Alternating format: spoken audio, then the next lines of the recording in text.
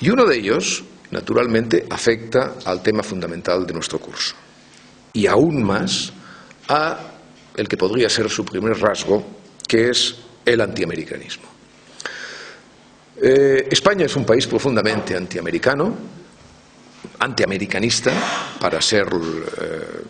preciso. Las raíces de ese antiamericanismo son profundas y supongo que pertenecen a rasgos indelebles del pozo histórico. No es mi materia ni es mi intención analizar cuáles son esas raíces, pero sí la forma en que se manifiestan. Bueno, yo les aseguro, después de 30 años de trabajo en las redacciones periodísticas españolas, que si hay un rasgo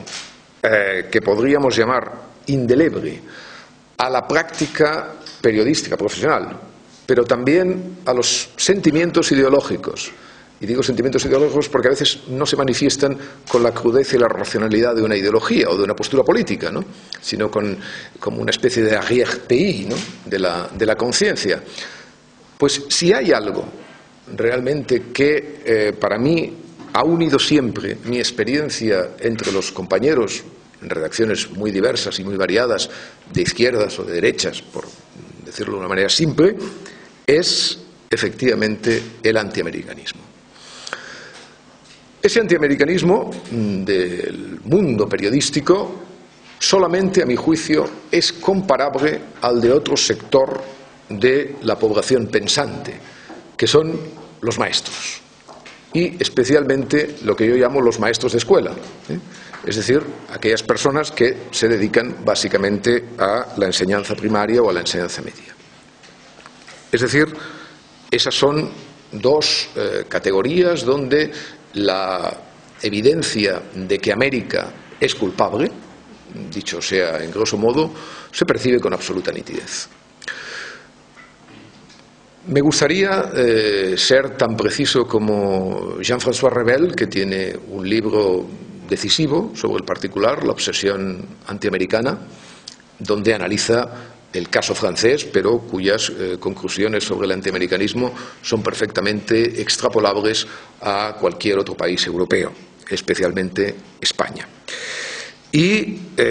resulta difícil, naturalmente, sintetizar la esencia de lo que Revel plantea entre esa montaña de rasgos, entre esa nube siniestra de rasgos que ejemplifican eso que puede ser llamado el antiamericanismo. Pero, a mi juicio, no es nada más que ese molesto sentimiento europeo ante lo que América plantea a cada momento, y que puede resumirse de una manera torpe, casi cuartelaria, explicando que, naturalmente, para hacer tortillas hay que romper huevos, o para defender la libertad a veces hay que morir, si ustedes lo quieren de una manera más enfática o más dramática. América, para Europa, es sistemáticamente el espejo donde se refleja su hipocresía. Es decir, donde se refleja la necesidad esa europea de creer ilusamente que la libertad es gratuita y que la moralidad no cuesta esfuerzo y que el conflicto no se presenta cuando uno es bueno sintéticamente entre el corazón y la cartera. América es, insisto, para Europa esa especie de mala conciencia permanentemente recordada y revisada. Hay un bellísimo ejemplo periodístico español muy importante de la actitud que adopta a veces ese pensamiento único respecto incluso a los dramas y a las tragedias de América, e incluso a los dramas y a las tragedias de América más nítidos. El 12 de septiembre del año 2001, el principal diario de este país, el diario El País, publicó un titular a 4 columnas sobre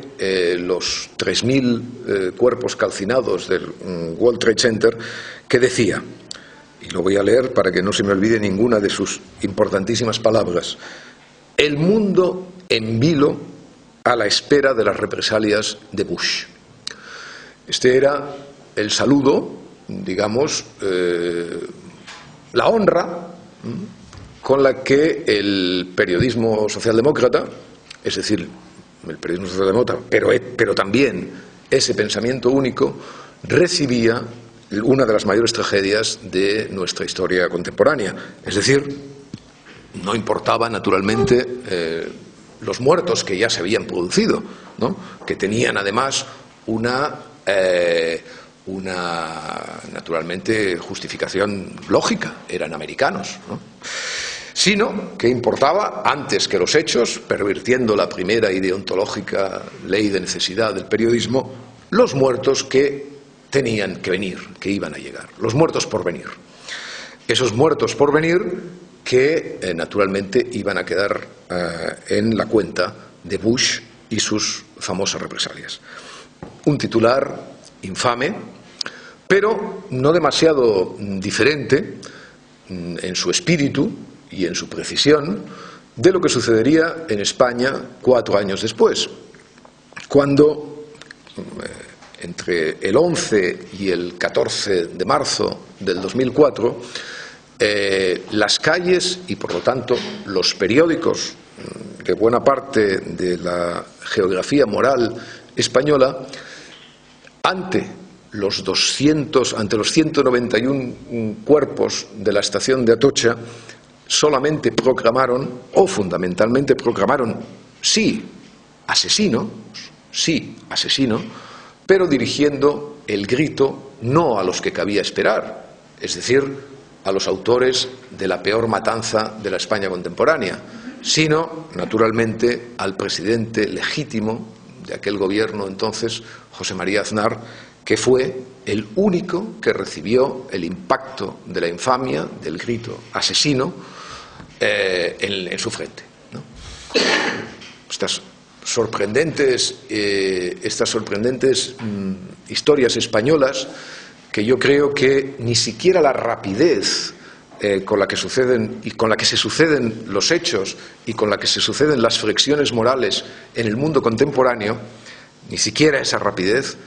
va a impedir que los españoles algún día paguemos de una manera severa el hecho de no haber gritado todavía en las calles asesinos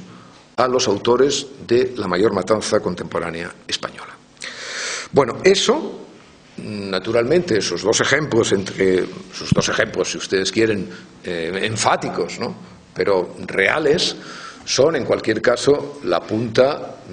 dramática de un iceberg que se manifiesta en infinidad de pequeños detalles y de lo cual pues yo tengo la experiencia propia de alguien que ha trabajado durante, insisto, casi 30 años en las redacciones de periódicos y ha comentado y ha visto y ha diseñado incluso muchas veces ese mensaje subliminal que fundamentalmente sigue diciendo América es culpable.